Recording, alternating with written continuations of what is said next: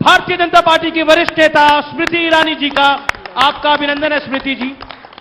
और सुबह से सेशन की इंतजार है सबको, और जब मैंने सोशल मीडिया पे लिखा कि मैं आपका साक्षात्कार करने के लिए जा रहा हूं, तो सबने सवाल बहुत सारे भेजे हैं पूछने के लिए।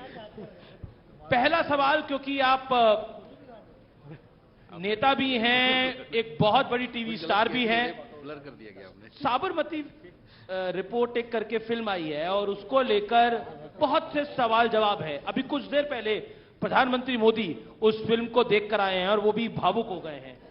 क्या आपको लगता है, और जो उसके एक्टर हैं जिसने उस फिल्म में काम किया, उन्होंने रिटायरमेंट टेम्परेरी ले ली है, सच दिखाना बहुत कठिन है और सच को पर्दे पे लाना उससे ज्यादा कठिन हो जाता है स्मृति जी? उस सच को जीना और भी मुश्किल होता है, और शायद इसीलिए प्रधानमंत्री जी के संदर्भ में जो आपने कहा, मैं तो नहीं जानती, लेकिन आपने कहा कि वो फिल्म देखकर शायद भावुक हो गए हैं। उस अग्नि परीक्षा से गुजरना मुश्किल होता है, उस सच को जीना मुश्किल होता है, और आज उस सच को दर्शाने की अगर किसी ने हिम्मत जुटाई है तो ऐसी फिल्म की क्रू को, ऐसी टीम को भी मेरी ओर से बहुत शुभकामनाएं हैं। चाहे 2002 का दौर हो, चाहे ये 2024 का दौर हो, नैरेटिव बिल्डिंग जो है वो बहुत महत्वपूर्ण रोल अदा करता है। लेकिन नैरेटिव बिल्डिंग के अंदर कई लोग विक्टिम बनते हैं, हमने उसको बनते हुए देखा है।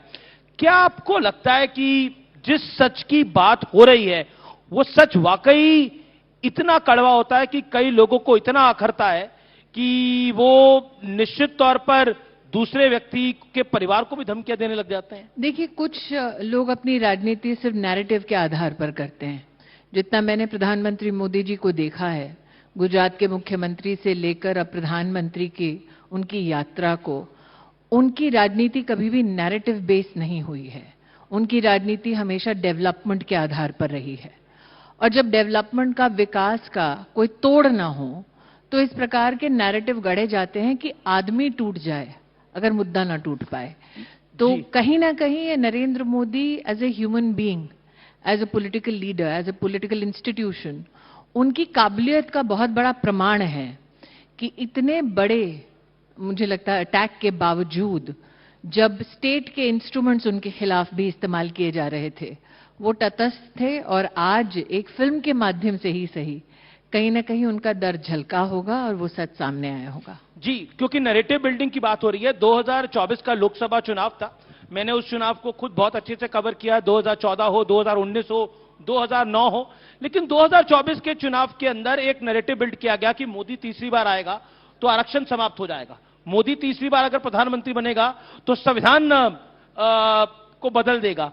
क्या आपको लगता है उस नैरेटिव ने बीजेपी को एक बड़ा नुकसान दिया, और उत्तर प्रदेश हो चाहे महाराष्ट्र हो, सीटें बीजेपी की कम हुई? मुझे लगता है कि अगर आप 2024 का चुनाव विशेषतः 2014 के नजर से देखें तो 24 का चुनाव तो नामुमकिन सा था। इनफैक्ट 24 ही क्यों, 19 में भी नरेंद्र मोदी का जीतना लोगों को मुमकिन लगता ही नहीं था। कुछ लोग जो विपक्ष में आज भी हैं, 3 बार लगातार, उन लोगों का यह मानना था कि 14 भी मोदी के लिए मुमकिन नहीं है। तो 14 से लेके 24 तक का ये सफर नामुमकिन को मुमकिन किया मोदी ने। और जहां तक 24 के चुनाव की बात है, मैं इस बात से अपने आप को दरकिनार नहीं करती कि नेगेटिव नैरेटिव जो विपक्ष ने गढ़ा, कई लोग उसके अधीन हुए, कई लोग उसके विक्टिम बने।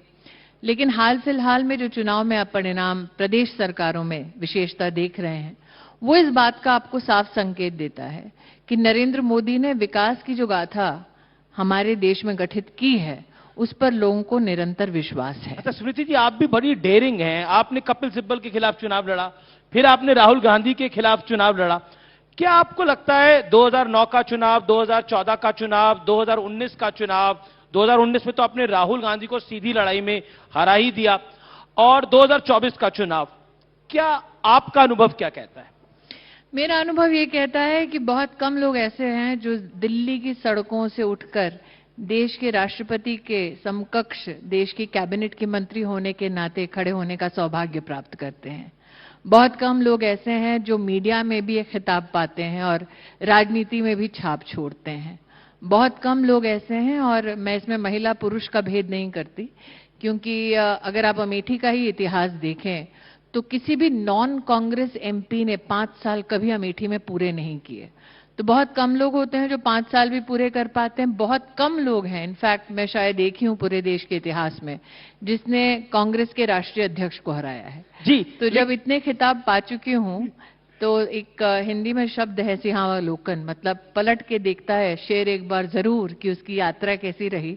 तो मैंने जब पलट कर देखा तो यात्रा इतनी भी बुरी नहीं है। जी, लेकिन 2019 में आपने राहुल गांधी को हराया, लेकिन 2024 में आते आते बदल क्या गया नैरेटिव? जो बदला, मुझे लगता है पार्टी की चार दीवारी पर उसमें चर्चा जो मैंने की है वही पर्याप्त है। उसको सार्वजनिक रूप से छेड़ने से दो बातें होंगी। एक दिन जब सच सामने आएगा तो शायद लोगों को लगे कि आपने कल तो ऐसा कहा, आज ऐसा क्यों कह रही हैं। जी, तो कुछ सच आएगा सामने, आपको लगता है? चीजें ऐसी हैं जो पार्टी की चार दीवारी में ही बोलना उनको बेहतर होगा। आपने हाल ही के विधानसभा चुनावों की बात करी, लेकिन उन चुनावों में तो भारतीय जनता पार्टी कुछ में जीती, कुछ में बीजेपी का परफॉर्मेंस नहीं अच्छा रहा, लेकिन विपक्ष कहता है कि सब ईवीएम का खेल है, ईवीएम की वजह से सब कुछ हो रहा है। जीतते हैं वहां ईवीएम का खेला नहीं होता, वो जहां कहते हैं वो हारते हैं वहीं पे ईवीएम का खेला मानते हैं। लेकिन मुझे ऐसा लगता है कि ईवीएम के ऊपर उनका प्रहार मात्र हमारे लोकतंत्र पर प्रहार नहीं है, नरेंद्र मोदी के legitimate right to serve the people of the country, उस पर प्रहार है। वो चाहते ही नहीं है कि नरेंद्र मोदी को कभी भी इलेक्टोरल लेजिटिमेसी मिले। बार बार नरेंद्र मोदी के नेतृत्व में भाजपा का चुनाव जीतना उनके लिए घातक है, उनके लिए सबसे बड़ा मुझे लगता है एक चुनौती का विषय है। इसलिए जब वो ईवीएम पे प्रहार कर रहे हैं, वो एक्चुअली नरेंद्र मोदी और नरेंद्र मोदी की काबिलियत पर, जनता के विश्वास पर वो प्रहार कर रहे हैं। वो भी जानते हैं कि उनका ये प्रहार या उनका ये एक दुस्साहस कह सकते हैं हम लोग, वो राजनीतिक मायने से, लोकतांत्रिक मायने से, कानूनी मायने से गलत है। ऐसा नहीं है कि वो जानते नहीं है। ऐसा नहीं है कि हम उनसे काउंटर सवाल नहीं करते। मैंने काउंटर क्वेश्चन पूछा एक विपक्ष के नेता से, उन्होंने बोला देखिए, उन्होंने पूरी क्रोनोलॉजी समझाई। उन्होंने बोला देखिए, अभी हरियाणा और जम्मू कश्मीर में चुनाव हुआ, हरियाणा जीत गए, जम्मू कश्मीर हमें जितवा दिया, फिर झारखंड हमें जितवा दिया, महाराष्ट्र हरवा दिया। ये क्रोनोलॉजी विपक्ष के नेता ने मुझे सुनाई, जो वो मैं आपको बता रहा हूं। ऐसा राजनीति में जो टिप्पणी करता है व्यक्ति, या तो वो निम्न स्तर की राजनीति करता है या तो वो निम्न बुद्धि वाला व्यक्ति है। तो आपको डिसाइड करना है वो दोनों में से क्या है। जी, लेकिन अब तो कांग्रेस पूरी ईवीएम को लेकर एक, जैसे उन्होंने भारत जोड़ो यात्रा करी थी। मुझे नहीं लगता कि कांग्रेस आज के राजनीतिक राष्ट्रीय स्वरूप में जेन्युइनली पॉलिटिकली हमारे देश में कंट्रीब्यूट कर रही है। जितना मैं देख पा रही हूं इस वक्त आचरण को, कांग्रेस के नेतृत्व के आचरण को, मुझे लगता है वो पोस्ट मोदी की तैयारी कर रहे हैं। उन्होंने कहीं ना कहीं मान लिया है कि जब तक मोदी है उनका चुनाव जीतना केंद्र में मुश्किल है।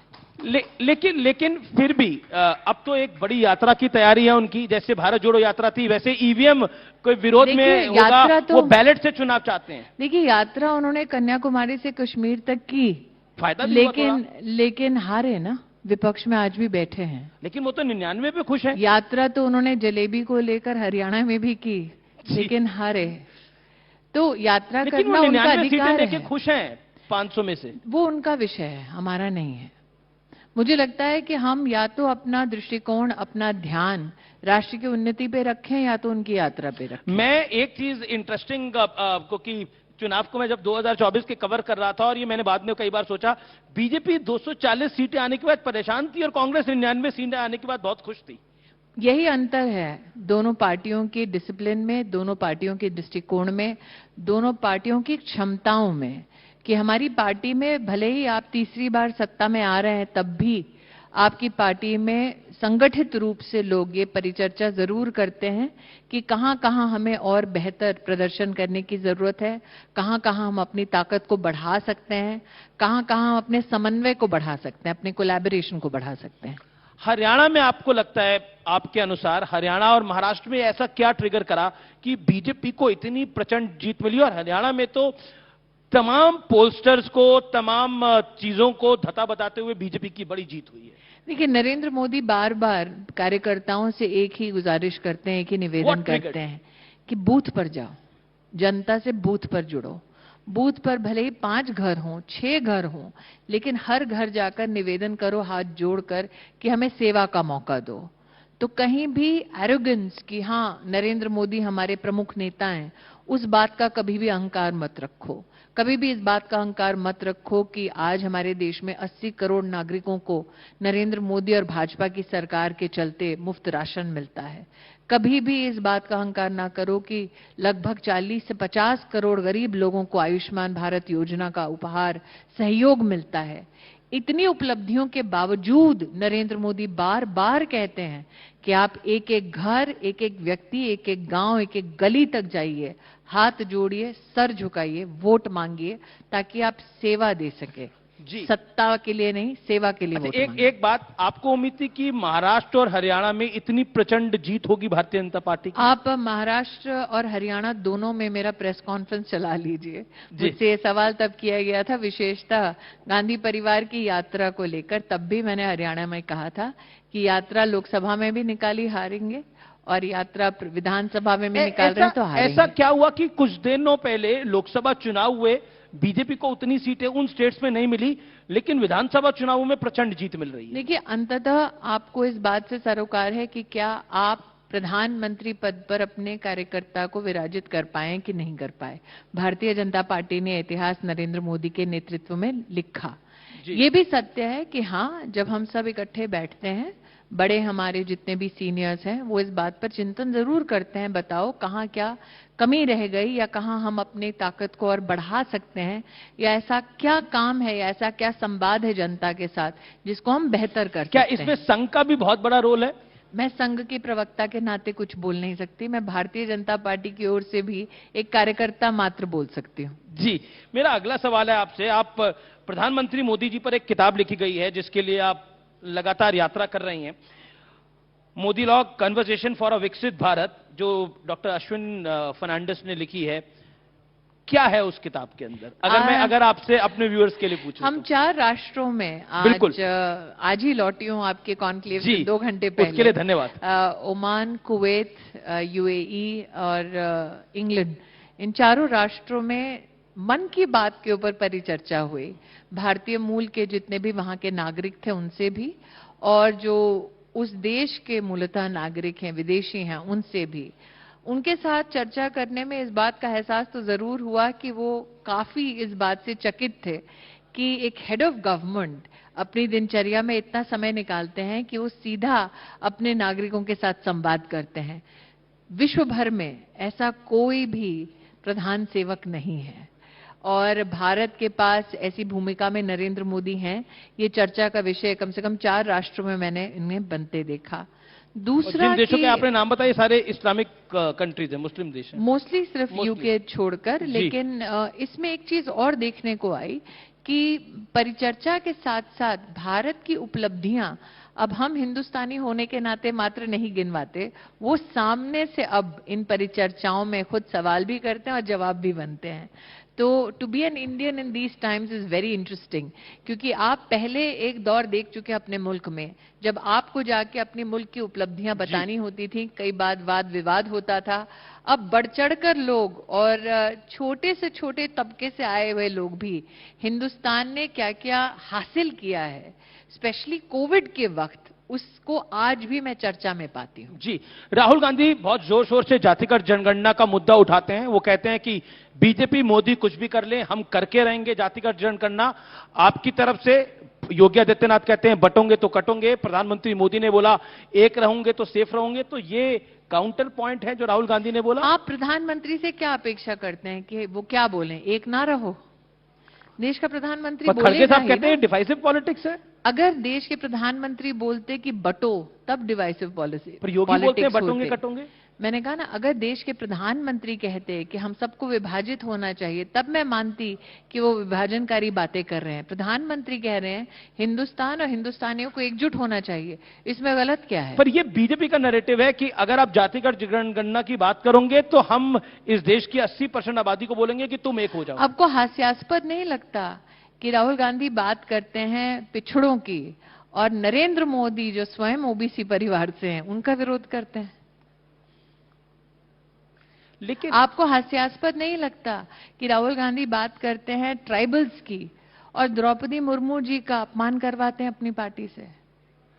आपको हास्यास्पद नहीं लगता कि कोविंद जी जब राष्ट्रपति थे तब इसी कांग्रेस पार्टी ने उनका भी अपमान किया था? एक राहुल जी की तो इसका मतलब उनके लिए वो समाज का विशेष मुद्दा नहीं है, वो उनकी पॉलिटिकल कन्वीनियंस का मुद्दा है। एक राहुल जी की और शिकायत आई है, वो मैं आपको सुनवा देता हूं, हो सकता है कि आप उसका कुछ समाधान बता पाएं। राहुल जी की शिकायत सुना देते हैं जरा।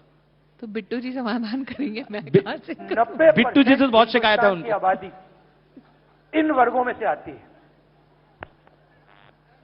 उसमें आप 5% जो भी इस देश में 3000 साल से जो भी दलितों की, आदिवासियों की, पिछड़ों की, गरीबों की बात करता है, उसका माइक ऑफ हो जाता है। अब उनका माइक बंद हो गया था। माइक कार्यक्रम उनका, माइक उनका, बंद करने वाले उनके लोग, तो दोष मोदी पे क्यों दे रहे हैं? अब बात ही कुछ ऐसी की हाँ, होगी। कांग्रेस का ही कार्यक्रम था। खैर, वही तो कह रही हूँ, आपके यहाँ पे शीर्षक में लिखा था, तो बात ही कुछ शायद ऐसी की है कि उनके अपने लोगों को हजम नहीं हुई। जी चलिए, प्रियंका गांधी अब लोकसभा में आ गई हैं और संजय राउत ने आज कहा, जो कि महाराष्ट्र से आते हैं, शिवसेना यूबीटी के लीडर हैं, वो कहते हैं अब शेरनी आ गई है, अब पता लगेगा बीजेपी वालों को। मेरा ये मानना है कि मैं पुनः कहती हूं, कांग्रेस पार्टी एक पॉलिटिकल ऑर्गेनाइजेशन के नाते, जिसने भी हरियाणा और महाराष्ट्र का चुनाव, क्योंकि मैंने स्वयं वहां काम किया है दोनों स्टेट्स की इकाइयों के साथ, आपको कहीं भी कांग्रेस चुनाव बहुत ही सीरियसली लड़ती हुई नजर नहीं आई। तो एक है ब्रांड पॉलिटिक्स और एक है जेन्युइन पॉलिटिक्स। तो अगर उनका इस बात से कहीं ना कहीं संतोष अपने आप को मानते हैं कि ब्रांडिंग से ही उनकी पॉलिटिक्स है, तो ये उनको मुबारक। मुझे लगता है नरेंद्र मोदी के नेतृत्व में भाजपा के हर कार्यकर्ता को एक ही संकेत है, एक ही कहीं ना कहीं हमें मार्गदर्शन है कि आप ये बताइए कि जनता का उस गांव में, उस गली में, उस मोहल्ले में आप क्या सेवा का कार्य कर सकते हैं। कहीं भी आपको कोई भी नेता भारतीय जनता पार्टी का ब्रांडिंग ऑफ पॉलिटिक्स में दिखाई नहीं देगा। लेकिन क्या आपको लगता है ये भाई बहन की जोड़ी क्या वाकई कुछ असर दिखा पाएगी, जैसा लगातार आपको बोला जा असर रहा? दिख नहीं रहा विपक्ष में? नहीं, देखिए विपक्ष वाले तो बड़े उत्साहित हो गए हैं कि प्रियंका जी भी वही आ गई तो हैं, कह रहे- वो भी घेरेंगी। एक ही पार्टी है जो विपक्ष में रहकर उत्साहित हो सकती है। जी चलिए, मेरा अगला इतनी उत्साहित है कि सतत विपक्ष में ही बनी है। तो मुझे ऐसा लगता है कि आप मंत्रमुग्ध शायद मानते हैं कि लोग हो रहे हैं, लेकिन अंततः लोग एक नेता को क्यों चाहते हैं? इसलिए क्योंकि वो स्क्रीन पे अच्छे दिखते हैं, या इसलिए क्योंकि वो जिंदगी में बदलाव ला सकते हैं? आपने जिनका नाम लिया, उनके मुख से कभी भी इस देश के बारे में ठोस आर्थिक या सामाजिक पॉलिसी सुनी है, समाधान सुने हैं? कभी कभी नहीं सुने। आपको याद होगा, आपने आज से कम 4-5 साल पहले मेरा एक इंटरव्यू किया था। जी। मैंने तब आपको एक वादा किया था, जिस वादे को मैं पूरा कर पाई हूं। मैंने कहा था और कुछ करूं या ना करूं, इतना जरूर मैं आपको संभव कर दिखाऊंगी कि मेरी वजह से ये लोग अपने क्षेत्र में ज्यादा घूमने लगेंगे। वो वादा भी मैंने अपना निभाया है जी। कि और काम करें या ना करें, क्षेत्र में दिखेंगे जरूर। अब जी अच्छा, एक बात बताइए, एक सवाल मेरे बार बार मन में था, राहुल गांधी, आपको क्या लगता है राहुल गांधी खुद क्यों नहीं अमेठी से लड़े और उन्होंने केएल शर्मा को उतार दिया मैदान में? जीतने की उनकी गुंजाइश होती तो निश्चित रूप से परिवार से कोई लड़ता। उनको भी पता था कि उनके जीतने के आसार नहीं है। उनके आसार नहीं है तो उन्होंने उनको लड़ाया। मैंने कहा ना, परिवार में किसी के भी जीतने के आसार होते तो कोई वहां पर बंदिश नहीं थी कि वो ना लड़ते। जीतने के आसार नहीं थे उनके, ये उनको भी पता है, हमको भी पता है। जी, आपने अभी हाल ही में दिल्ली के सभी 7 जिलों में सदस्यता अभियान की आप प्रमुख हैं। आपने वहां कार्यकर्ताओं से बात करी होगी, लोगों का फीडबैक लिया होगा। दिल्ली का मूड क्या दिखता है? क्योंकि आम आदमी पार्टी के कई नेता लोग कह रहे हैं कि अरविंद केजरीवाल को मारना चाहती है भारतीय जनता पार्टी। मुझे लगता ये है बोला है उन्होंने ऑफिशियल। मुझे लगता है कि ये जो आम आदमी पार्टी की एक इलेक्टोरल स्ट्रैटेजी है, वो थोड़ी सी पुरानी हो चुकी है। वो पुरानी हो चुकी है। हर बार पर पानी तो फेंका गया अरविंद जी पर। वो मुझे नहीं पता क्या फेंका गया, क्यों फेंका गया, किसके प्रायोजन से फेंका गया। ये स्ट्रैटेजी कई बार दोहराई गई है। लेकिन अगर वाकई में केजरीवाल साहब के ऊपर दिल्ली की जनता को इतना विश्वास होता तो वो कभी भी अपनी कुर्सी छोड़कर किसी और को उस कुर्सी पर ना बिठाते। अच्छा, एक आपको ना जाइंट पॉलिटिकल किलर माना जाता है, तो दिल्ली में ऐसा कहा जा रहा है कि अरविंद आप ही मुस्कुराते हुए किसी को किलर बोल सकते हैं साहब। नहीं, मैं तो कह रहा हूं पॉलिटिकल किलर, मैंने कोट अनकोट करा, नहीं तो सोशल मीडिया पे मुझे भी पकड़ लेंगे अभी थोड़ी देर में। लेकिन अरविंद केजरीवाल के खिलाफ बीजेपी एक बड़ा सरप्राइज दे सकती है, तो क्या वो स्मृति ईरानी सरप्राइज हो सकती हैं? सारे सरप्राइजेस का ठेका मैंने उठा रखा है। देखिए, बीजेपी और बीजेपी की पार्लियामेंट्री बोर्ड कब क्या करेगी वो ना आप उस पर चर्चा कर सकते हैं ना मैं। इतना ही आश्वस्त करती हूँ कार्यकर्ता होने के नाते कि अब दिन लद चुके हैं आम आदमी पार्टी के, अब कमल का फूल दिल्ली में भी खिलेगा। आपको लगता है दिन लग चुके हैं आम आदमी पार्टी के और इस बार बीजेपी अगर आएगी? उनको आपको लगता है? लगता उनके नेता में जनता का विश्वास है तो केजरीवाल जी कभी भी अपनी कुर्सी नहीं छोड़ते। जी जी, लेकिन कई लोगों ने बोला कि आपने बीते दिनों आपने एक राहुल गांधी के बारे में बयान दिया था, वो बड़ा वायरल हो गया, जिसको लोगों ने बोला देखिए राहुल गांधी के बारे में आपके विचार बदल गए हैं। कैसे? अब वो कुछ वायरल हुआ, उसको लेकर बोला तो नहीं, एक बहुत अच्छे पत्रकार बंधु थे, उनको लगा कि मैं कैसे अपनी थोड़ी सी टीआरपी बढ़ाऊं, तो मुझे किसी और चैनल के मालिक ने बताया कि उन्होंने एक क्लिप निकाली और कहा पता है स्मृति ईरानी ने कोई कॉम्प्लीमेंट्री चीज बोली है ताकि वो इंटरव्यू थोड़ा चल जाए। अब मैं भी समझती हूँ क्योंकि खुद मीडिया से रह चुकी हूँ कि टीआरपी बढ़ाने के लिए कुछ लोग थोड़े ना थोड़े नए ढांचे में अपने आप को ढालने की कोशिश करते हैं। लेकिन मेरा वक्तव्य बिल्कुल स्पष्ट था जी कि अगर आप राहुल गांधी की पूरी पॉलिटिकल स्ट्रैटेजी और जर्नी को देखें, पहले उन्हें लगा कि वो मंदिर मंदिर जाएंगे तो जनता का विश्वास और विशेषतः हिंदू समाज का विश्वास प्राप्त कर सकते हैं। जी। उसका मजाक बना क्योंकि उन्होंने गोत्र से लेकर मंत्रोच्चारण से लेकर पहनावे तक का एक मजाक बना दिया।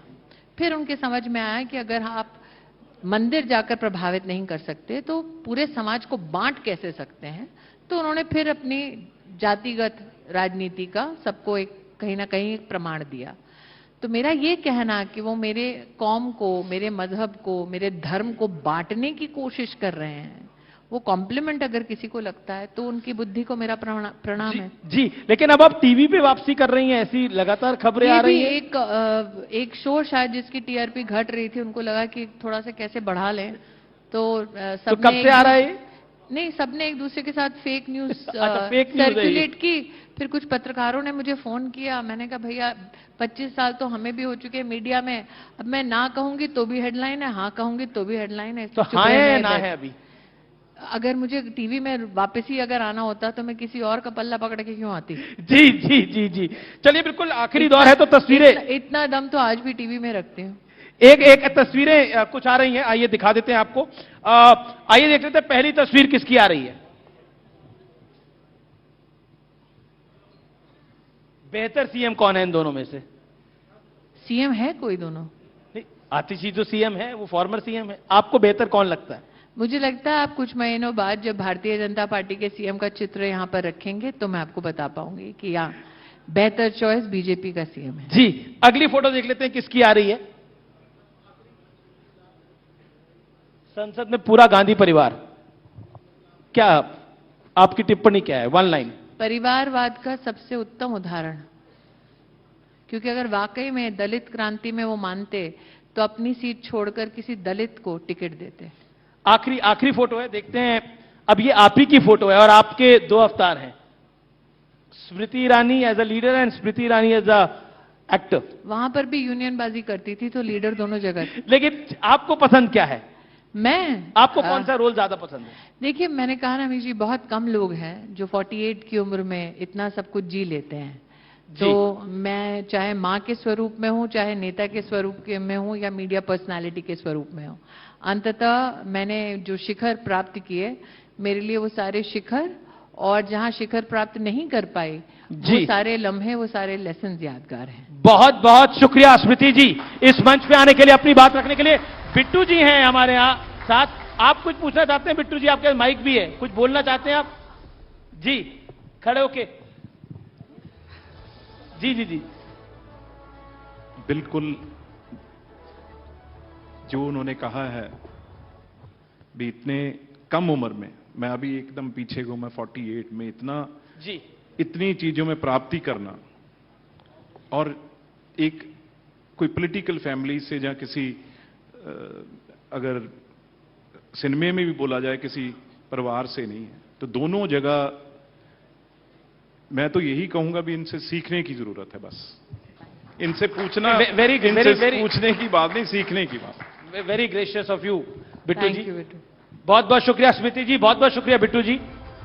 Thank you so much Amish. Smriti ji, आपसे निवेदन है, कुछ देर आप कृपया मंच पे बनी रहें। अब वक्त है हमारे अगले अमृत रत्न को मंच पर बुलाने का। मैं गुजारिश करूंगी न्यूज 18 इंडिया के मैनेजर शास्त्रीय नृत्यांगना पूर्व राज्यसभा सांसद सोनल मानसिंह।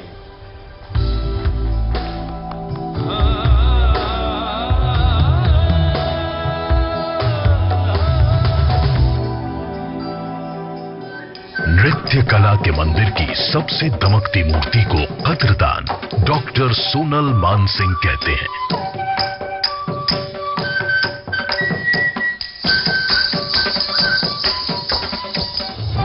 नाट्य शास्त्र को 5वें वेद का दर्जा सोनल मानसिंह जैसी नृत्यांगनाओं ने अपनी साधना से दिलाया है। सोनल मानसिंह का जन्म 30 अप्रैल 1942 को मुंबई में हुआ। मां पूर्णिमा पकवासा प्रसिद्ध सामाजिक कार्यकर्ता थी। दादा मंगलदास स्वतंत्रता सेनानी थे।